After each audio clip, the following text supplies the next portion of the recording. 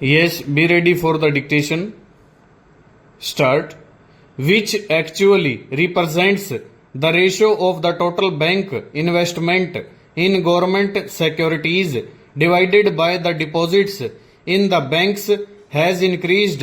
I am sure that this increase in the statutory liquidity ratio will help us to some extent in the long run for checking the excess liquidity and also the constraints and inflationary pressures on our economy will be decreased to some extent. Stanza.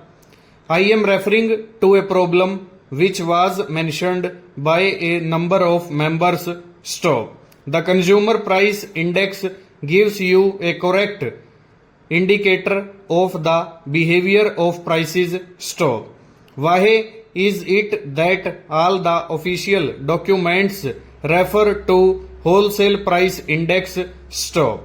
I am not referring only to this government but all the governments in the past also. Stop. Why is it that they had been quoting the wholesale price index more? Stop. There is only a technical and administrative difficulty. Stop. As far as wholesale price indices are concerned, a week-wise tabulation is available. Stop. But sir, the consumer price index for urban, rural and all sections is not available week-wise. The consumer price index is monthly and not weekly. Stop. The wholesale price index is available on a weekly basis and the bigger time lag in consumer price index is there. Stop. And as a result of that, although one does not desire to make reference to the wholesale price index, yet for regular and periodical behavior of the prices we have to take recourse only to quoting the wholesale price index. Stop. But I concede the point of the critics that it is not the wholesale price index that correctly gives a picture of rising prices.